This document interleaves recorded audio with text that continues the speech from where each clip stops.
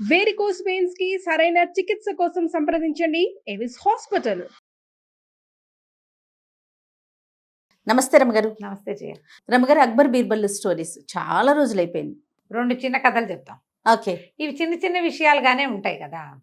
ఒకసారిట అక్బర్ గారు ఈ మన సభలో కూర్చున్నప్పుడు రకరకాల డిస్కషన్స్ వస్తాయి. ప్రతిసారి రాజ్యాంగాలే ఉండవు కదా. రాజ్యాంగము మంత్రిత్వము హడావిడి ఏమి ఉండదు. ప్రజలంతా తీర్చి ఉంటారు. కొంతమంది ఏదో మాటామంతి ఎవరైనా ఒకళ్ళు మంచి వాక్యాలు చెప్తే దాని మీద డిస్కషన్లో పెడతారు. అయితే అక్బర్ గారికి ఒక విచిత్రమైన డౌట్ వచ్చిందట. ఆయన అలాంటివన్నీ చిక్కుగా ఉండే ఆన్సర్లన్నీ బీర్బల్ దగ్గర నుంచే ఎక్స్పెక్ట్ చేసేవాడు. ఆయన తన అరిచేతులు చూసుకుంటూ, బీర్బల్ ఎందుకో శరీరం అంతా వెంట్రుకలు ఉన్నాయి, అరిచేతుల్లో వెంట్రుకలు ఏమేమిటి నాకు అని అడిగాడు. సహజంగా అందరికి వచ్చాను మనం వినండోయి కదా. సరే, జనాలంతా చూస్తున్నారు కుతూహలంగా. ఏం చెప్తారు, ఏం చెప్పాలి. ఉండవండి, అందరికీ ఉండవు, మీకు లేవు అంటే ఆయనకి ఏమనిపిస్తుందో. నేను అందరూ ఒకటేనా అనిపించదు రాజుకి. మరి అయితే ఆ బీర్బల్ అన్నాడు, ఏముంది మహాప్రభు, జహాపన, మీరు అపరిమితమైన దాతృత్వం, మీకు ఎంత దానపరత్వం అంటే అందరికీ జనాలకి ఇచ్చి ఇచ్చి ఇచ్చి ఇచ్చి రాపిడికి అరిచేతుల వెంట్రుకల్ని రాలిపోయినాయండి మీకు. అవునా అన్నాడు. బీర్బల్ నీ అరిచేతులు చూపించు అన్నాడు ఆయన. బీర్బల్ అరిచేతులు చూపించాడు. 2 అరిచేతులు నీకు కూడా లేవు కదా అన్నాడు. నువ్వెవరికి ఇచ్చావు, ఇస్తే రాలిపోతాయి అన్నావు, నువ్వెవరికి ఇచ్చావు అనగానే తిప్పుకున్నాడు ఈయన. బాగా ఆలోచించి ఏమన్నాడు, అదేం జహాపన, మీరు ఇస్తే పుచ్చుకుని పుచ్చుకుని పుచ్చుకుని నా చేతిలో అవన్నీ అరిపోయినాయండి, వెంట్రుకలు ఊడిపోయినాయి అన్నాక ఈ కూర్చున్న వాళ్ళందరినీ ఒక్కొక్కళ్ళు అరిచేతులు చూస్తున్నాడు రాజు. వీళ్ళందరివి ఎందుకు అరిగిపోయినాయి అన్నాడు. వీళ్ళలో చాలా మంది మీ దగ్గర పుచ్చుకున్నారు కదా, మీ ఎప్పటి నుంచి పుచ్చుకుంటున్నారు, మీ తాత తండ్రుల నుంచి, మీరందరూ దానపరులు, మేమందరం పుచ్చుకునే పరులము అంచేత ఊడిపోయినాయి. ఊడిపోతే ఇప్పుడు ఎవరికి ఇస్తాడు రాజు, తన దగ్గర నుంచి ఇట్లా ఇవి తీసుకునే వాళ్ళకి. తన దగ్గర పనిచేసే మంత్రులు, సైన్యాధిపతులు వాళ్ళు ఉంటారా, వాళ్ళకేం దానాలు ఇవ్వడు, జీతాలు ఇస్తాడు అంతేగా. అప్పుడు ఈయనకి డౌట్ వచ్చి అక్బర్ గారు తన మంత్రి, సైన్యాధిపతి వాళ్ళని చేతులు చూపించమన్నాడు. అందరూ చేతులు చూపించాడు. అరిచేతులు వెంట్రుకలు ఎట్టా ఉంటాయి. ఆయన సర్కల్లో ఈయన అన్నాడు, అదేంటి బీర్బల్, నువ్వు భలే చెప్పావు, ఇచ్చాను కాబట్టి నాకు పోయినాయి, పుచ్చుకున్నారు కాబట్టి మీకు పోయినాయి, వీళ్ళకి నేనేమి ఇచ్చాను, వాళ్ళవెందుకు పోయినాయి అంటే, అదే జహాపన, వీళ్ళందరికీ ఇచ్చేస్తున్నాడు అని చేతులు నలిపేసుకుంటున్నారు వాళ్ళు. చేతులు పీసుకోవటం వల్ల వాళ్ళకు కూడా పోయినాయి. ఆయనకి నవ్వొచ్చింది. రమగారు, ఆయన తెలిసే అడుగుతాడా యాక్చువల్గా, ఈయన చాతుర్యం తెలుసుకోవాలనా? ఏం చెప్తాడో అదే అదే ప్రశ్నకి సమాధానం చెప్పాలి. ఏం చెప్తాడో చూద్దాం, ఎంత ఫన్నీగా ఎంత తెలివిగా చెప్తాడా అని. మళ్ళీ తను చెప్పిన సమాధానాన్ని ఎట్లా సమర్థించుకుంటాడు. ఇప్పుడు నువ్వు అడుగుతావు జయ, నన్ను ఏదో నేను చెప్పాను, అదేంటమ్మగారు నువ్వు క్వశ్చన్ వేసావనుకో, నేను దాన్ని సమర్థించుకునేంత ఉండాలిగా, లేదా నేను తెల్లమొహం వేయాలి. అవును కదా. తెల్లమొహం వేస్తాడా, ఇంకా సమాధానం ఇవ్వగలుగుతాడా చూద్దామని ఉంటుందన్నమాట ఆయనకి. అదే అదే దాంతో ఆయన సమాధానం పడ్డాడు. నవ్వొచ్చింది ఆయనకి. అవునా కాదా అన్నాడు. ఇప్పుడు దానం, రాజుగారి చేత దానాలు పుచ్చుకున్న వాళ్ళందరూ అవునవును సాధు సాధు బాగా చెప్పాడు అన్నారు. ఈ దానాలు పుచ్చుకోకుండా వీళ్ళకన్నీ పోసేస్తున్నాడో అని బాధపడే వాళ్ళందరికీ పచ్చి వెలక్కై గొంతులో పడ్డట్టే. అంతేగా. మొహాలు మార్చుకున్నారు అందరు. మేము చేతులు పిసికేసుకుంటున్నామంటే వాళ్ళని అవమానించినట్టే. కానీ రాజుకు నచ్చింది అది. నోరు మూసుకుని ఊరుకున్నారు. బాగుంది చూడు, చాలా బాగుందండి. కొన్ని రోజులు ఇలా గడిచిన తర్వాతట ఒకరోజు సభలో డిస్కషన్ వచ్చింది. లోకంలో 2 రకాల మనుషులు ఉంటారు, 2 రకాల ప్రాణులు ఉంటాయి. ఒకటి మేలు చేసేది, మేలు పుచ్చుకునేది. మేలు చేసేవాడు అంటే ఎవరికైనా సహాయం చేసేవాడు ఎప్పుడు ఒకేలా ఉంటాడు. మేలు మరిచిన వాళ్ళు, మేలు మరవని వాళ్ళు ఇద్దరు. ఎవరు మేలు మరుస్తారు, ఎవరు మేలు చేసిన మేలు మర్చిపోని వాళ్ళు ఉంటారు.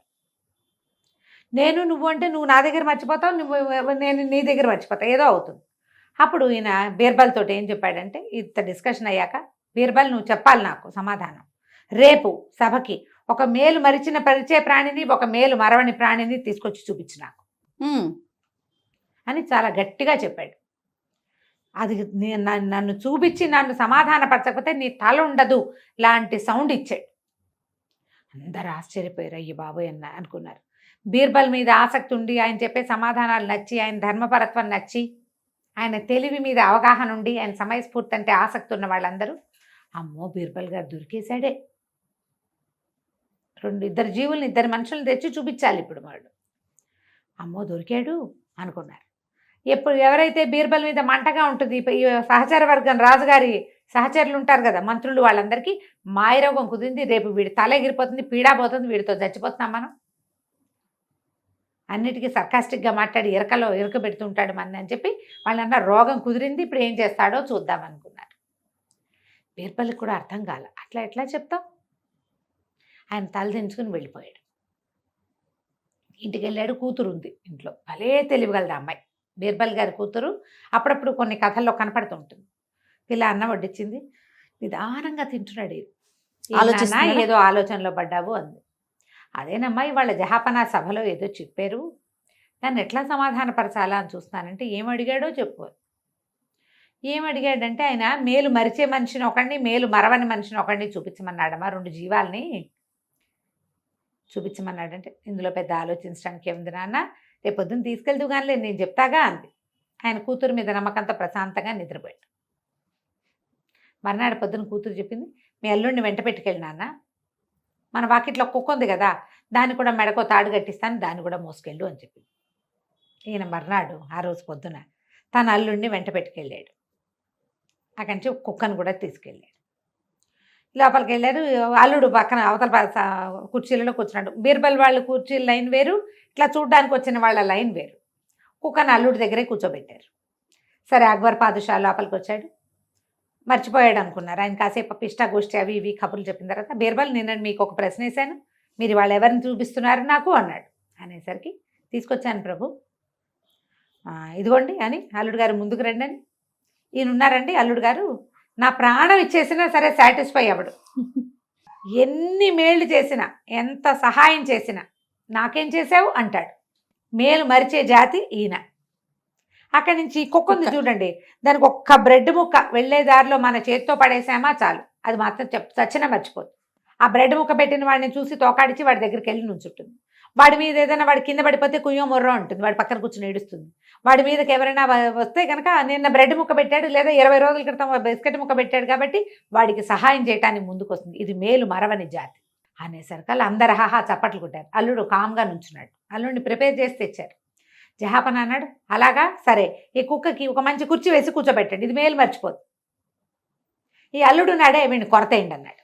అనేసరికి సభలో అందరు నిర్కాంతిపోయారు. ఇప్పుడు బీర్బల్ గారి అల్లుడు కొరతేస్తే పిల్ల ఆయన కూతురు, బీర్బల్ హిందువు, కూతురికి పునర్వివాహాలు లేవు, అల్లుడు అయిపోతాడు. అయితే ఈయన అన్నాడు బీర్బల్, తప్పకుండా ప్రభు, మీరు ఒకింటల్లుడే, నేను ఒకింటల్లుడే, మరి అయితే అల్లుళ్ళందరినీ కొరతేయాలంటే మీరు నేను కూడా ఒకింటి అల్లుళ్ళమే, అల్లుడు జాతిని తీసేయాలి అనగానే ఆయన నవ్వొచ్చింది. మీ అల్లుడిని కొరతేస్తానంటే కుదరదు, అల్లుడు అనేవాడు అని ఉంటే నా కోసం ఏం చేశారు, మీ అమ్మాయికి చేసుకున్నారు మీరంటాడు. అంతేగాని తాము ఎత్తు ధనం ధారపోసిన అల్లుళ్ళు సాటిస్ఫై కారు. ఇది పాయింట్ కరెక్టే కదా.